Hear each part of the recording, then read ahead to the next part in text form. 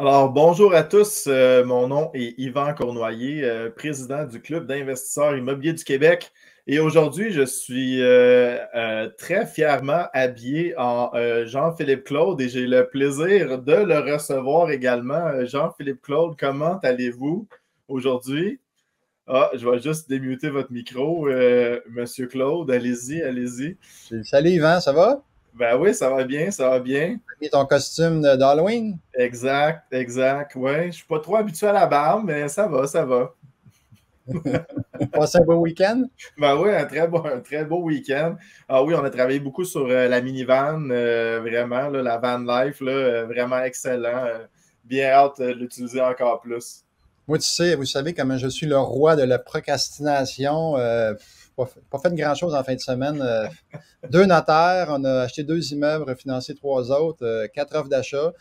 Puis dimanche, ben, on a pris ça relax avec les enfants. Ah oui, ben bonne décision, hein. C'est pour ça, c'est le plaisir de l'immobilier. Et aujourd'hui, on a le plaisir de recevoir nul autre que Maître Richard Damour. Mais Jean-Philippe, je te laisse continuer avec les présentations. Yes, Richard Damour, déguisé en avocat fiscaliste aujourd'hui, en cette journée d'Halloween. Salut Richard. Bonjour Jean-Philippe, ça va bien? Oui. On va ramener nos rôles. On va ramener nos rôles après On ça. ramène les rôles. Bon, ben bonjour Yvan. Sinon, on va être mêlés tantôt. Là. Mais là, je vais faire les annonces sous peu, les petites annonces pour le tirage. Puis après, on va ramener nos rôles, peut-être nous renommer Jean-Philippe. Je fais ça. Donc, avant que tu te présentes, Richard, malgré que tout le monde te connaît, hein, il y a peut-être des gens qui ne connaissent pas. Ben quoi, non, faisons-le tout de suite. Hein. Présente-toi à nos auditeurs. Alors, bonjour à tous. Richard Damour, je suis avocat fiscaliste. J'œuvre beaucoup en immobilier. Je suis aussi un coach formateur au Club d'investisseurs immobiliers et c'est toujours un plaisir de venir partager du temps avec mes amis Yvan et Jean-Philippe. Excellent, merci. Good. Donc, merci Richard d'être là. Super gentil. On va passer 30 à 45 minutes ensemble, dépendamment là, des questions que les gens auront posées. On vous invite à vous manifester dans le chat en posant des questions sans plus tarder. Attendez pas à 12h38 pour les poser. On n'aura pas le temps d'y répondre. Donc, on vous invite à partager le live pour courir la chance de gagner nos prix qu'on fait tirer à la fin. Donc, pour être éligible, il faut vraiment partager et indiquer dans le chat le mot P-A-R-T-A-G-E accent aigu, tel quel, sans fioriture, ou sinon, vous ne serez pas éligible au prix. Donc, premier prix, c'est 250 de rabais qu'on fait tirer sur le programme Élite qui débute le 11 février. Donc, le groupe actuel est complet et on commence déjà à promotionner le prochain, donc 11 février prochain. Ensuite, 100 sur le bootcamp, le week-end immobilier intensif les 19 et 20 novembre à Montréal et 150 de rabais sur la semaine à Miami. Donc, comment investir en Floride? Donc, à vos claviers, tout le monde.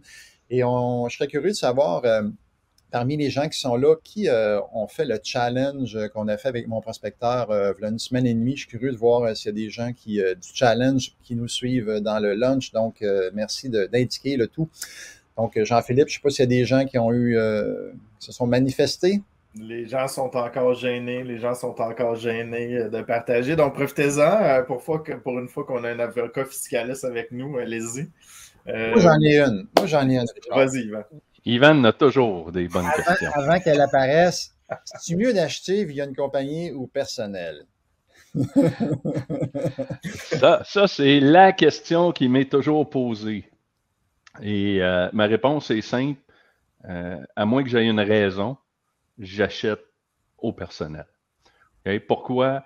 Parce que au fil du temps, les taux d'imposition ont été modifiés. Il fait en sorte que gagner du revenu de biens, okay? Parce que il y a différents types de revenus, mais en immobilier, quand je loue des logements, on appelle ça du revenu de bien, un revenu passif.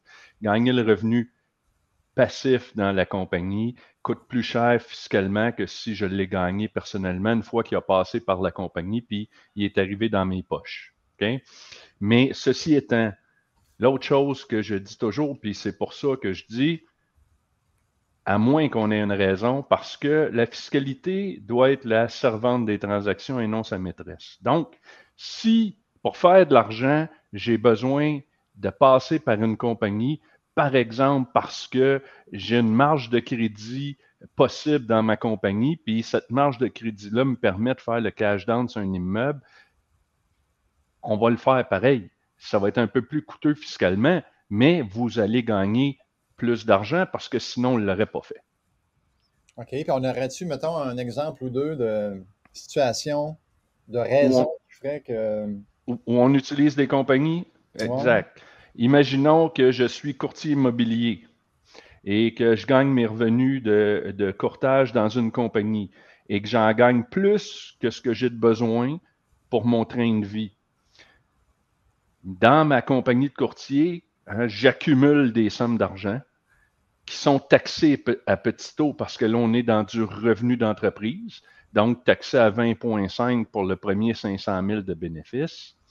Et là, oui, ça ne me donnerait absolument rien de sortir l'argent, payer l'impôt personnel pour investir en immobilier. Là, ce que je ferais, c'est que je garderais l'argent dans une structure corporative pour procéder à l'acquisition de l'immeuble. Voilà un exemple où on va utiliser une compagnie. Un autre exemple, quelqu'un qui gagne plus de 210 215 000 et qui est taxé au personnel à 53,3, soit un taux de taxation plus élevé que dans la compagnie qui serait à 50,17. Donc là, oui, on va peut-être penser à s'incorporer à ce moment-là. Et les flips? Les flips, là, on tombe dans un autre registre, OK? Parce que là, flip, on n'est plus dans le revenu passif, on est dans du revenu d'entreprise, revenu actif. Effectivement, le flip peut être intéressant, autant un flip de maison qu'une cession de promesse d'achat, parce qu'on est dans du revenu d'entreprise, puis on va être taxé à 20,5 et non pas 50,17. Ce qu'il faut faire attention, par exemple, c'est que si je veux faire un flip dans ma vie, puis que je vais gagner 25 ou 30 000 avec, au niveau fiscal, je ne suis pas sûr que ça va devenir intéressant de le mettre dans la compagnie parce que ce qu'on va épargner souvent, on va l'avoir en frais. Donc, là, on aurait peut-être une raison qui serait plus une raison légale, hein, la responsabilité face à des vices potentiels qu'on pourrait utiliser la compagnie. Excellent, excellent, complet comme réponse. J'imagine que les gens ont eu la chance de se manifester avec toutes ces questions que j'ai posées. Je vais être plus tranquille pour le reste, Richard. Je vais laisser la chance aux autres. mais si tu me permets, Yvan, parce qu'il y a Marilyn qui veut une précision, OK? Parce qu'elle dit, donc, tant que notre taux d'imposition personnel est plus avantageux, on reste au personnel. Oui, à moins qu'on arrive à avoir une raison d'acheter d'une compagnie, comme je disais. Okay? Parce que plus souvent qu'autrement, au personnel, le taux va être meilleur. Je m'attendais à un oui de ta part, mais il n'y a pas eu lieu.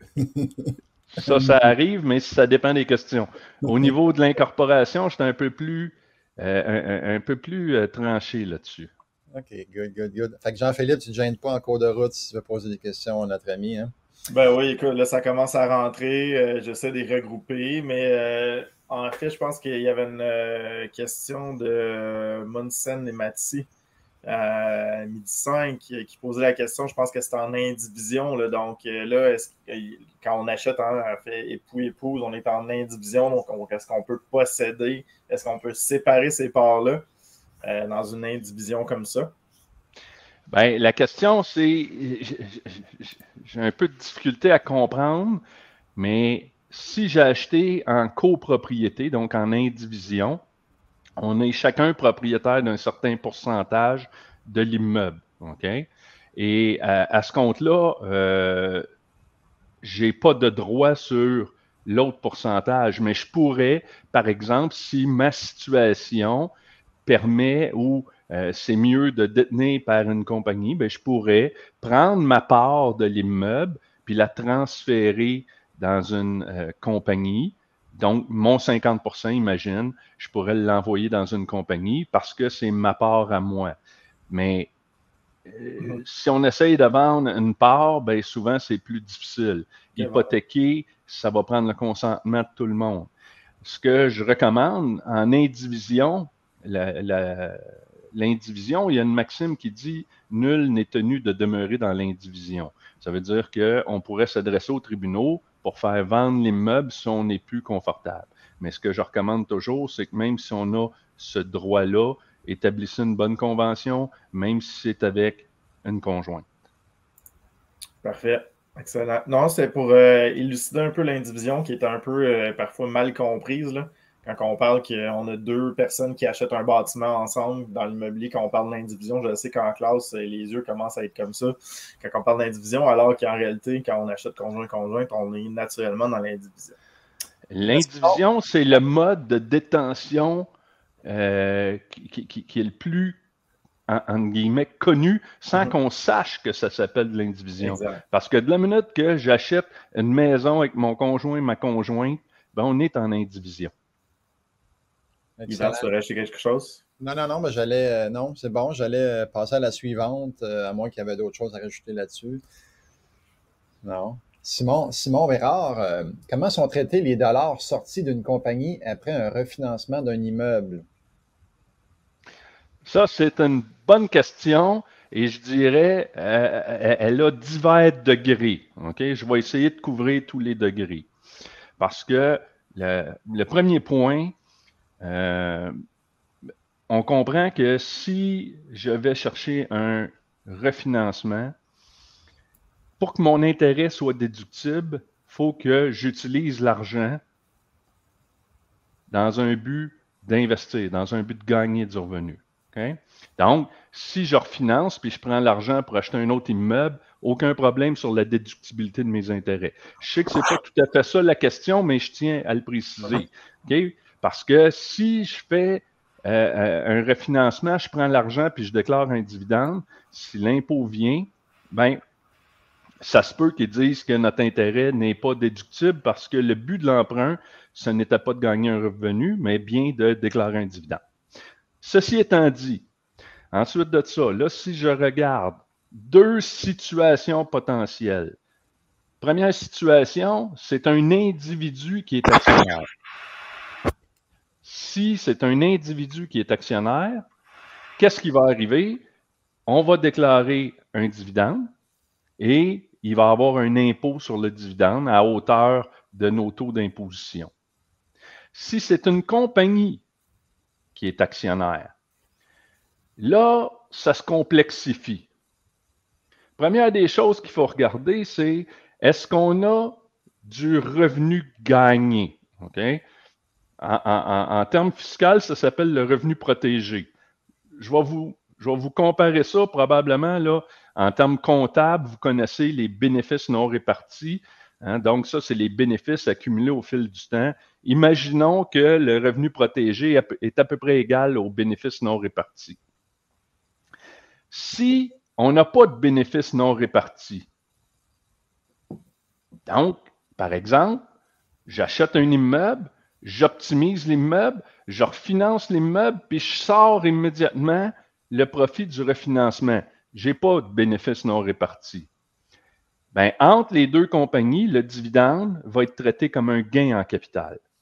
Donc, la société qui va recevoir le dividende va payer va s'imposer sur un gain en capital. Imaginons l'inverse, qu'on avait des bénéfices non répartis. Ça veut dire qu'on a eu des revenus fiscaux. On a payé de l'impôt à hauteur de 50,17 et dans cet impôt-là, il y a une portion récupérable par la société. Hein? Le 50,17, ceux qui ont suivi mes formations savent, ça se divise en 19,5 impôts fixes, 30,67 impôts récupérables. Bien, dans le cadre du versement du dividende, la société va récupérer cet impôt temporaire-là, puis l'actionnaire corporatif va le repayer. Okay? Donc, imaginons qu'on avait 100 000 de bénéfices non répartis, okay? Donc, qu'on a payé de l'impôt, puis que, je dis n'importe quoi à peu près, là, on a 30 000 à récupérer. Bon, bien, jusqu'à hauteur de cette récupération-là de 30 000, la société en bas va récupérer l'impôt temporaire, la société actionnaire va le payer. Au-delà de ça, ben, si on n'a plus de revenus protégés, hein, parce que j'ai déclaré, au lieu de déclarer 100 000, j'ai déclaré 200 000 de dividendes. Bien, la différence, on revient à un gain en capital parce que j'ai plus assez de revenus protégés. Donc, très technique, OK? Quand vient le temps de sortir l'argent d'une société qui détient des immeubles à un actionnaire corporatif. J'espère que c'était clair, même si pas facile à expliquer. Effectivement, la fiscalité étant aussi simple qu'elle est, on espère que Simon, ça répond à ta question et que tu digères bien ce midi l'information.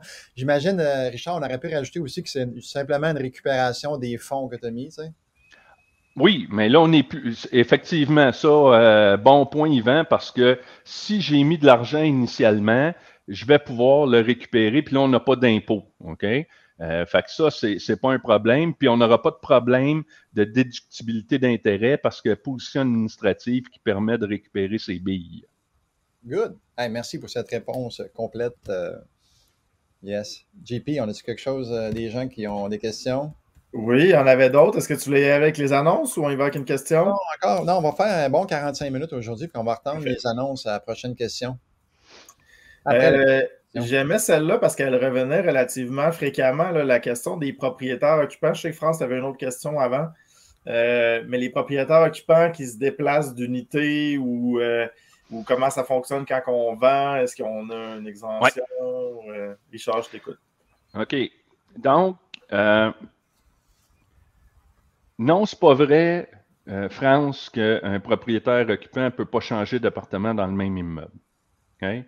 Ceci étant, ce qui est important, c'est de s'assurer de faire les changements d'usage, okay, dans notre déclaration de revenus de l'année où ça arrive. Okay? Mais il faut faire attention. Oui, il peut y avoir un impôt sur si on a pris de l'amortissement. Okay? Donc, imaginons que j'habite dans un immeuble puis j'ai pris de l'amortissement. Ben, mec, je vienne pour faire mon changement d'usage, je risque d'avoir des surprises à cause de l'amortissement pris. Okay? Donc, moi, ce que je vous dis, c'est faisable. Quand on habite un immeuble, souvent, moi, ma recommandation, c'est prenez pas d'amortissement dessus. Okay? Parce que ça permet justement de faire ces changements-là. Et il y a des gestes positifs à faire pour ne pas qu'on ait d'imposition. Est-ce que c'est la même chose, Richard, si l'immeuble est détenu par une compagnie, puis toi, tu l'habites personnellement? Non, parce que là, si l'immeuble est dans une compagnie, puis je l'habite personnellement, je n'ai pas le droit à l'exonération de résidence principale, première des choses. Deuxième des choses, il faudrait que je paye un loyer, parce que la compagnie et moi, c'est deux personnes. Puis il y en a des fois qui disent on va y aller avec un avantage imposable, mais si on y va avec un avantage imposable, au lieu de payer un loyer, les dépenses ne seront pas déductibles. Okay. Donc, il faut se payer un loyer à la juste valeur marchande naturellement. Excellent. Excellent. Hey, JP, cherche des questions pendant que je vais faire les petites annonces en rafale. Donc, on vous parle d'investir en Floride, donc la semaine à Miami qui a lieu du 4 au 11 décembre prochain. Donc, on part une gang de 30 à 40 personnes. On s'en va à Miami faire la formation du réseautage. On va aller visiter également là, des divers comtés, dont Miami, Fort Lauderdale. Donc, soyez les bienvenus et tardez pas trop parce que plus vous allez tarder à vous inscrire, plus le vol en avion va coûter cher. Donc, faites ça le plus tôt possible, ceux qui veulent participer. Ensuite, on a à Montréal le 8 novembre prochain le 349e événement de réseautage en présentiel, donc avec Kevin Labonté qui nous partage une partie de son parcours, donc un inspecteur en bâtiment à temps plein, mais qui fait de l'immobilier à temps partiel et qui bâtit un parc tranquillement, mais sûrement et solidement. Donc, Kevin vient nous partager ça à Montréal. Ensuite, on a le lendemain le lancement du eMag, donc la troisième édition du magazine virtuel. Qu'on va lancer lors de la 24e soirée virtuelle. On va avoir, entre autres, Martin Latulippe, conférencier international, qui va être là en entrevue avec nous. Et en deuxième partie, on aura nos salons d'experts habituels, donc pour aller rencontrer des experts pour échanger, poser des questions et peut-être même réseauter avec d'autres personnes qui ont le même intérêt que vous. Ensuite, on a le bootcamp qui a lieu les 19 et 20 novembre prochains à Montréal. Donc, c'est une fin de semaine intensive. C'est 13 heures de formation. Donc, on vous invite à être là. Et si jamais vous décidez d'embarquer dans le coaching par la suite, on vous crédite le bootcamp. Et en plus, on vous remet lors de cette fin de semaine 820 $ de laissez-passer, de certificats cadeaux applicables à d'autres formations. Donc, c'est sans risque. Le seul risque que vous avez, c'est de prendre la formation puis de rien faire avec. Mais de toute façon, vous avez une valeur de 820 $ qu'on vous remet. Ensuite, le 19 novembre prochain, donc le samedi du bootcamp, on a l'indépendance financière grâce à l'immobilier, ce qu'on appelle IMO 101. Donc, tout ce qu'il faut apprendre, pour bien débuter ou aller à un autre niveau. Donc, on va parler de financement, des techniques de financement créatif, de recherche d'immeubles. On va parler de crédit, de plan, d'offres d'achat, de visite des lieux. Donc, samedi, le 19 novembre à Montréal. Ensuite, en virtuel, le 29 novembre prochain, tout ce qu'il faut savoir sur les masterminds avec Isabelle Boyer, donc formation en ligne, une formation de 3 heures pour savoir comment on forme un mastermind, c'est quoi les règles, comment on s'y prend, c'est quoi les fréquences des rencontres, les erreurs à éviter, les choses à faire. Donc, comment bien faire les choses pour que le mastermind soit durable dans le temps. Ensuite, le lendemain, à Québec, notre ami Jean-Philippe et Nicolas, donc, son associé, ils vont nous partager leur parcours et aussi comment bâtir une équipe. Donc, c'est important d'avoir une équipe de rêve en immobilier et ils vont nous partager ça à Québec. Et Jean-Philippe couche là et donne une formation le lendemain, le 1er décembre, transformer en opportunité des multi-logements trop chers que Jean-Philippe a coécrit avec moi-même. Donc, on a écrit un livre là-dessus et il va avoir une formation complète de 3 heures sur le sujet. Et voilà pour les petites annonces.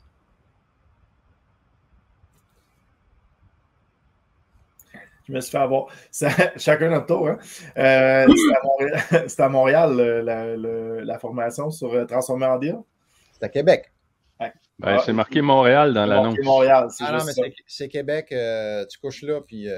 Ah, ben, je viens de l'apprendre. C'est bon, ça. Excellent. All right. Richard, je t'ai vu aussi scanner des questions. Est-ce qu'il y en avait qui t'appelaient? Sinon, je t'en lance une. Vas-y, je te laisse aller. OK, parfait. Il y en avait une qui était intéressante. John qui posait la question 31 décembre. Qu'est-ce qui va arriver avec les investisseurs étrangers? Moratoire? Est-ce que tu avais quelque chose à nous partager là-dessus? Écoute, j'ai regardé rapidement. Il y a 2 éléments là-dessus. Ce que j'ai vu, c'est qu'effectivement, ils ne pourront pas acheter, okay, s'ils n'habitent pas. Mais il y a ce que j'ai compris, je ne suis pas le spécialiste de l'étranger, mais ce que j'ai compris, c'est que pour de l'unifamilial, ils ne pourront pas acheter s'ils n'habitent pas ou quelqu'un de la famille habite. Puis pour des plex, encore là, il faut qu'il y ait de la location.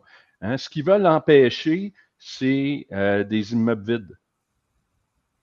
Et est-ce que la notion du prête-nom qui va être divulgué va s'appliquer à eux aussi? Parce que j'imagine qu'il y en a qui vont vouloir avoir des prête-noms, de la famille qui ont déjà ici. Puis... Oui, mais là, les prête-noms, il faut toujours divulguer ça. OK? Sinon, on n'a pas le bienfait des... tu sais, c'est que si j'ai un prête-nom puis qu'après je deviens propriétaire puis que je n'ai pas dénoncé, bien, il va y avoir des conséquences fiscales. Mais là, le problème, c'est que si je dénonce, ben je ne pourrai pas acheter. Fait que ça va venir, justement, faire mal par rapport à ça, j'imagine. Là. Effectivement. Mais si on veut en savoir plus, là, j'ai mon associé, puis il y a un article sur notre site Internet, mon associé Christian Allé, notaire, qui a pondu un article là-dessus. OK, peut-être essayer de le trouver. On va essayer de le trouver et le mettre dans le chat. Super. Excellent. Une petite facile, Richard. On va dans tous les niveaux de la fiscalité, mais ici, Martine qui posait une question. Est-ce que les factures doivent être obligatoirement à notre nom? Donc, est-ce qu'on peut utiliser différentes factures pour nos déductions? Moi, ce que je vous dirais, c'est la chose suivante. OK? On comprend qu'il y a des factures qui n'ont pas de nom dessus. Hein, parce que si je vais au BMR ou chez Canac, il n'y aura pas de facture dessus. La problématique, c'est quand j'ai une facture et que ce n'est pas le bon nom dessus. OK? Ça, c'est arrivé de nombreuses reprises et là, il les refuse totalement parce que c'est pas au bon nom. Donc, assurez-vous, quand vous avez des factures et qu'il y a un nom d'inscrit dessus, que c'est le bon nom. Ce que je pourrais vous dire, c'est qu'en quelque part, si vous achetez en gros, puis qu'il y a une partie pour une compagnie, puis une autre partie pour une autre compagnie, ben, puis que c'est une qui achète, puis que ça doit être splitté, refacturez-vous, faites-vous des factures internes. OK? Donc, ce qu'il faut venir, c'est laisser la trace pour que la déductibilité soit à la bonne place. Puis en TPS, TVQ, je vous le dis, sont tannants. En immobilier, c'est rare qu'on récupère, mais ils sont tannants là-dessus incroyablement. Puis en impôt aussi, si ce n'est pas le bon nom, on arrête. Ce que j'ai vu aussi, puis faites attention à ça, si nos immeubles ne sont pas nécessairement proches de la maison, moi j'ai vu des éléments qui étaient contestés quand les matériaux étaient achetés dans un commerce près de la maison, alors que nos immeubles ne sont pas là. Parce que là, la présomption qu'ils ont dans leur tête, c'est que ça a été acheté pour notre maison. OK? Donc, moi, ce que je vous dirais là-dessus, faites attention. Si vous faites ça et que vous achetez toujours près de chez vous, bien, achetez tout le temps là. OK? Puis soyez en mesure de démontrer que oui, j'ai un pick-up pour les amener, c'est plus simple, le gars me connaît, whatever. OK? Sinon, achetez près de vos immeubles. Intéressant. Je viens d'apprendre quelque chose. C'est bon. Le prochain qui va apprendre quelque chose aussi, Marc G peut-être, mais c'est une question qui s'applique à un triplex neuf, mais on pourrait le traiter de façon générale quand même. Bonjour, pour un triplex neuf loué à 100%, quelle est la meilleure stratégie concernant l'amortissement? OK. Puis là, on parle bien d'amortissement fiscal, hein, pas amortissement d'un prêt. Donc, au niveau de l'amortissement fiscal, voici la position. Plusieurs notions entrent en ligne de compte quand on parle d'amortissement. Puis, il faut voir l'amortissement comme un REER, grosso modo. Hein, parce que quand je prends de l'amortissement, ben, ce que ça me permet, c'est de prendre aujourd'hui une dépense fiscale équivalente à 4% de la valeur dégressive, pas de la valeur du coût dégressif de mon bâtiment, 2% la première année. Donc, ça vient réduire mes revenus de l'année chaque fois que j'en prends. Ce qu'il faut se questionner, c'est qu'est-ce que je sauve comme impôt? Hein? Quel est le taux d'imposition auquel je sauve? Parce que si je gagne, par exemple, 75 000 par année et que je prends 5 000 d'amortissement pour diminuer mon revenu, ben mon gain va être de 37% de 5 000, soit mon taux d'impôt à cette braquette de revenus-là. Ce qu'il faut comprendre, c'est que là, si je fais ça, puis que j'accumule, puis qu'au bout de 7-8 ans, ben j'ai pris, je ne sais pas moi, 60 000 d'amortissement, et que là, je vends mon immeuble, que j'ai toujours mon 75 000 de salaire, que je fais un gain en capital sur mon immeuble de 300 000, donc 150 000 imposables, puis que je rajoute 60 000 d'amortissement parce que ce qu'il faut comprendre, c'est que l'amortissement, c'est une dépense pour désuétude. Et si j'ai vendu plus cher que ce que j'ai acquis, je n'ai pas eu de la désuétude. Donc là, je dois me réimposer dessus. C'est pour ça que je parlais que c'est comme un REER. Mais là, quand je me réimpose dessus au bout de 6-7 ans, ben, ce qu'il faut comprendre, c'est que avec mon revenu de l'année, mon gain en capital, plus la récupération d'amortissement, ben là, je vais payer 53% sur ce 60 000-là. J'ai sauvé du 37, je paye du 53. Donc, ça peut être un financement qui coûte cher. C'est sûr que si je garde mon immeuble 30 ans, ben l'argent, la valeur de l'argent dans le temps est relative et probablement que je vais être gagnant de l'avoir fait, même si j'ai des taux qui sont disproportionnés de cette façon-là. L'autre élément, c'est aussi qu'est-ce que je fais avec l'argent que je sauve. Si je le réinvestis, ben oui, ça me permet de faire plus d'argent. Donc, ce que je vous dirais, c'est que à chacun de voir, je dis toujours, il faut comprendre que ça peut être un financement qui coûte cher, mais moi, j'aime mieux quelqu'un qui fait un tel financement qu'il ne soit pas capable de payer son impôt, parce que ce qu'il faut comprendre, c'est que sur la portion capitale qu'on rembourse d'un immeuble, ce n'est pas déductible, donc ça nous amène à une imposition à la fin de l'année. Excellent. Excellent. On espère que ça répond à ta question, Marc. Moi, je n'aurais une de mon cru, Richard. Puis ils vont intéresser les gens. Là. On fait quoi avec la prime SCHL, fiscalement parlant? Là, on achète un immeuble, je sais pas, 3-4 millions, on a une prime de 4 là, c'est comme 120 000 $ de prime. On fait quoi avec ça? Comment ça se traite? Comment que ça se traite? C'est simple. C'est ajouté à ton hypothèque et remboursé sur 30, 35, 40, 50 ans, tout dépendant de quel est cette fois-là, ton amortissement, mais du prêt.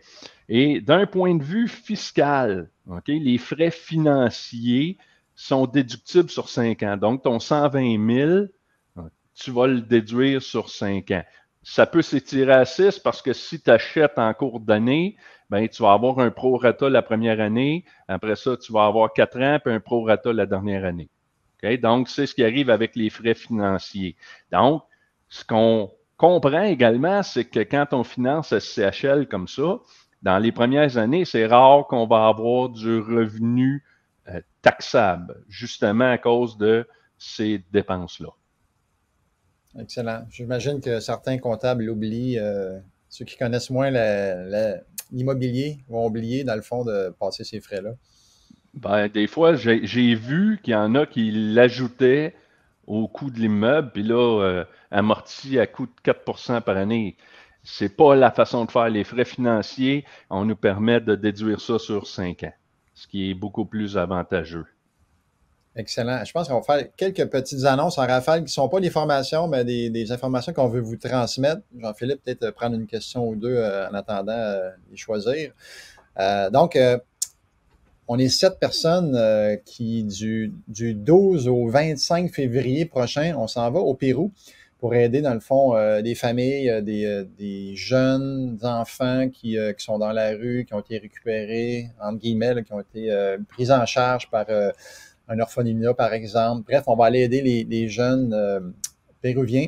Il y a moi, ma conjointe, il y a Isabelle Boyer qui va être avec nous, Carl Bélanger, son conjoint, Simon Baudouin de Québec, Mélanie Saint-Onge, la nièce à Lise, et une guide professionnelle qui connaît bien le Pérou, donc Catherine Mondor sera là. Et on vous invite à participer, dans le fond, pas nécessairement à venir avec nous, mais à faire un don. On va mettre le lien dans le chat. Ça serait apprécié de redonner une petite partie de ce que la vie vous donne comme investisseur immobilier. Donc, chaque don est bon. On prend les dons de 1 $ à 1 million sans problème. Donc, vous mettez le montant que vous voulez. Donc, ça serait apprécié que également vous contribuez, vous aussi. Ensuite, on a le podcast qu'on a lancé il y a environ 2 mois. Donc, à tous les 2 semaines, on lance un nouvel épisode. C'est les bons coups de nos membres. On commence avec cette série-là. Et c'est des investisseurs du club qui partagent une belle transaction qu'ils ont fait. Des petites entrevues de 10 à 15 minutes, pas trop long, pour que ça soit facilement écoutable. Et on peut l'écouter également en vidéo sur YouTube. Ça fait que c'est audio, vidéo, le podcast. Sinon, c'est disponible sur toutes les chaînes, là, les chaînes connues, Spotify et tout ça. Ensuite, le groupe du club privé, donc pas la page où il y a 70 000 fans, mais on a un groupe où il y a 6 500 personnes. On vous invite à en faire partie et à participer. On a également, prochaine diapositive, le groupe privé des femmes. Donc, ma conjointe a lancé les femmes en immobilier. Donc, c'est près de 2000 femmes qui en font partie. On vous invite, mesdames, à en faire partie et échanger entre vous selon votre propre réalité féminine. Ensuite, le lancement du IMAG, on en a parlé tantôt. Donc, 3e édition qui sera lancée le 9 novembre prochain. Ensuite, on a les corporatifs qu'on vous invite à mettre dans votre coffre à outils, dans le fond, votre Dream Team. On a Richard ici qui en fait partie, des membres corporatifs avec Fodago. Mais il y a bien d'autres corps de métier qui sont là pour vous aider. Donc, des professionnels qui ont des services ou des produits à offrir. Donc, on vous invite à les consulter et à faire appel à eux. Et une petite dernière annonce, notre coaching programme Élite qui a lieu le 11 février prochain. Donc, allez sur le site pour avoir tous les détails sur le programme. Et voilà. Good. Hey, je me suis promené. Je vais faire 2-3 précisions parce que j'ai vu des commentaires, questions. Christian Guillemette qui dit la divulgation du prête-nom se fait après, donc il va pouvoir acheter. Oui, Christian, mais avec des pénalités incroyables. OK? Je ne les ai pas par cœur, mais la loi prévoit des pénalités assez pesantes quand on achète en contravention de cette loi-là. J'ai vu également Pierre-André Bourque qui dit au niveau de l'amortissement, quand on est en indivision, donc des copropriétaires, oui, chacun va décider s'il prend de l'amortissement ou pas. Quand on est d'une compagnie, ça va être la compagnie, puis une société en non collectif, ça se prend au niveau de la société en non collectif. Seulement quand on est en copropriété, qu'on peut chacun décider qu'est-ce qu'on fait. J'ai vu également, parce que tantôt je parlais de l'incorporation, pour compléter ce qu'Yvan avait posé comme question, il y a Immo Saint-Hyacinthe. Pouvez-vous, s'il vous plaît, confirmer si l'incorporation permet de se protéger contre des poursuites juridiques? Ah, bon, on la met. Contre des poursuites juridiques au personnel en cas d'accident extrême comme un décès d'un locataire suite à un incendie dans un immeuble.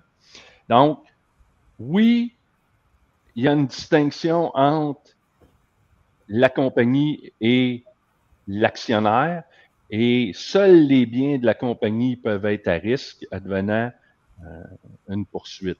Ce qu'il faut comprendre, puis moi, ma suggestion, c'est de toujours être bien assuré, okay, parce que il y a des assurances qui sont là justement pour ces cas-là.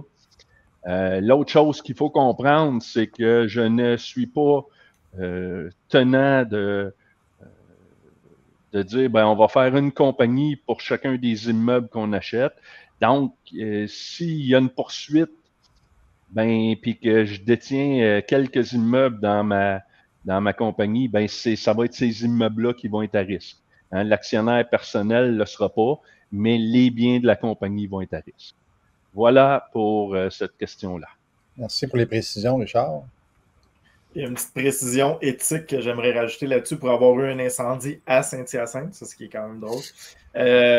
Puis on avait un immeuble en règle, donc on n'avait rien à se reprocher. Mais ce que je dis aux propriétaires immobiliers, assurez-vous toujours d'avoir des logements conformes. Si vous avez des avis de non-conformité, réglez-les. Parce que le jour où il arrive un incendie, et moi, j'ai pas eu de blessés. En passant, on pensait avoir perdu un chat, on l'a retrouvé le lendemain. Fait qu'on n'a pas perdu personne. Tout ce qui était vivant était sauvé. Mais le sentiment de voir des locataires à la rue suite à un incendie, je peux même pas imaginer si c'était ma responsabilité, à quel point ça m'aurait affecté. Déjà que ça m'affectait de voir ces gens-là à la rue qui avaient tout perdu. Dans ce cas-là, il n'y avait pratiquement pas d'assurance. Donc, assurez-vous d'être conforme parce que si ça vous arrive un jour, vous allez voir, vous n'allez pas bien dormir la nuit. Là. John est allé chercher l'article écrit par mon associé et il l'a publié. Excellent, merci John. Donc, peut-être une petite dernière, Jean-Philippe? Oui, écoute, un livre j'aime ça, Bistra, c'est une bonne question. Un livre en fiscalité, Richard? Écoute, ça on va l'avoir à l'usure. ça doit faire 10 ans que Yvan me demande d'en écrire un. Le problème, c'est que la fiscalité est tellement changeante qu'il faudrait que je fasse ça presque à temps plein. Donc, fiscalité immobilière pour le Québec, moi, j'ai pas vu de livre à ce jour. J'ai écrit des portions dans différents livres, hein, dans le livre des flips d'Yvan, dans le livre de M. Lépine.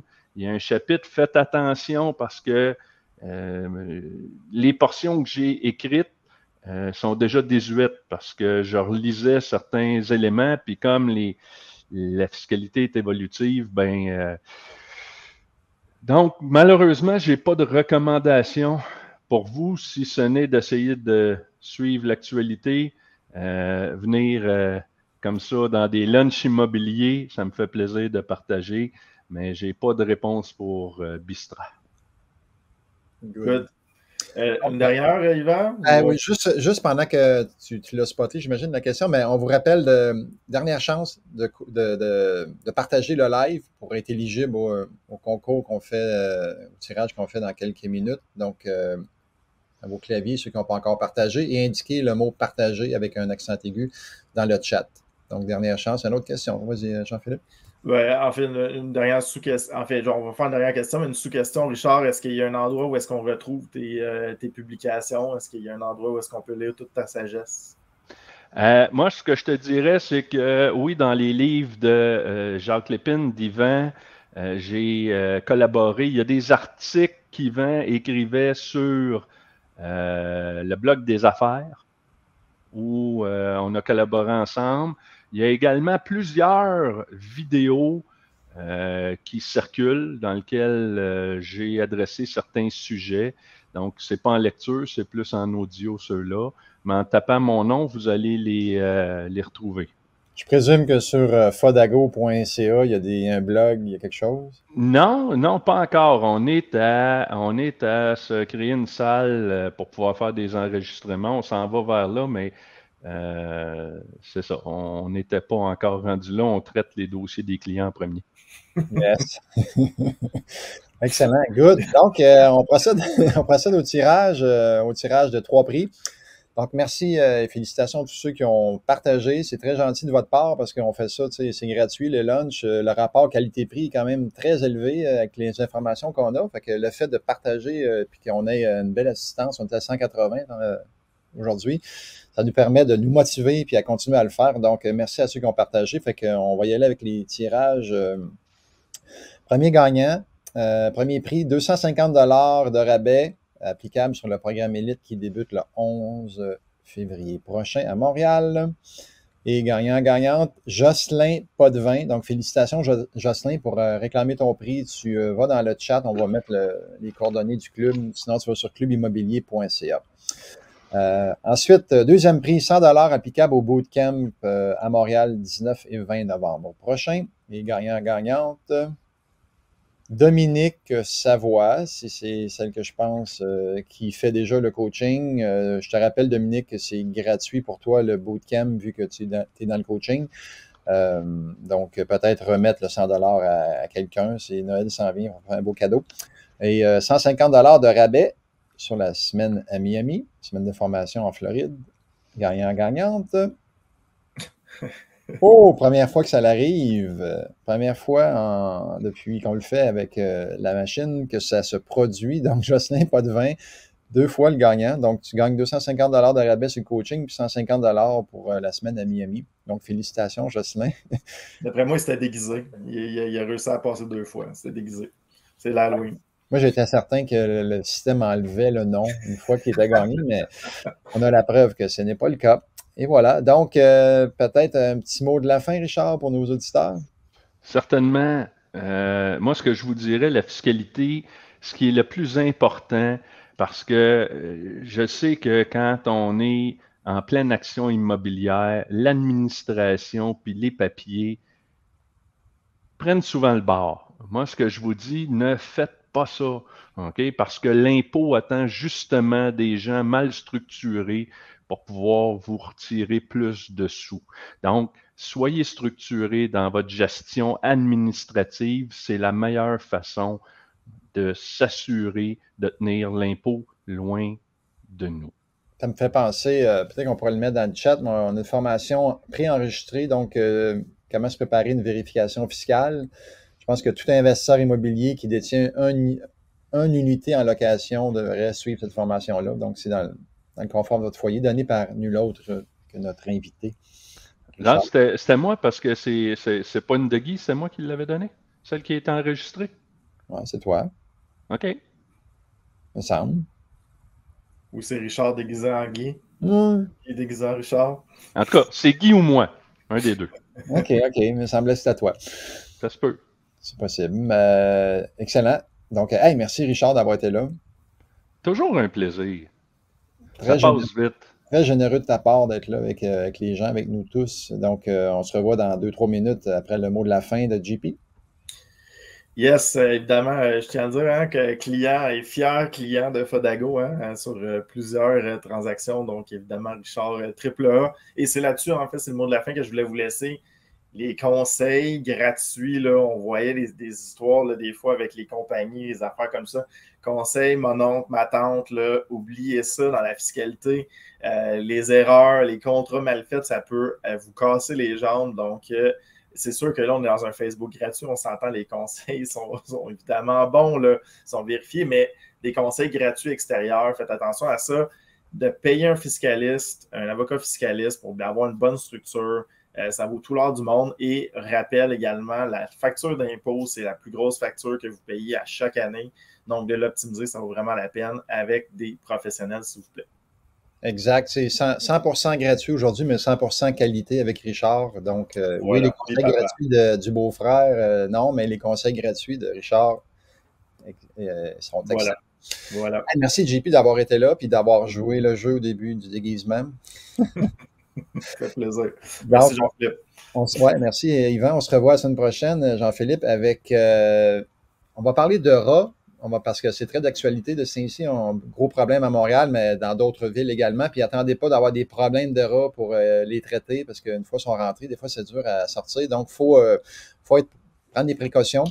On va avoir notre amie Hélène Bouchard de MBM Extermination, qu'on a déjà reçu il y a peut-être 8-9 mois, mais on trouvait ça pertinent là, de revenir avec les rats, même un petit peu des punaises de lit aussi à Montréal. Donc, ça promet la semaine prochaine. Soyez des nôtres. Merci beaucoup d'avoir été là, puis n'hésitez pas à en parler au plus de gens possible pour qu'on soit le plus nombreux lors de ces super lunchs. Donc, merci beaucoup à tous et bonne digestion. Bye.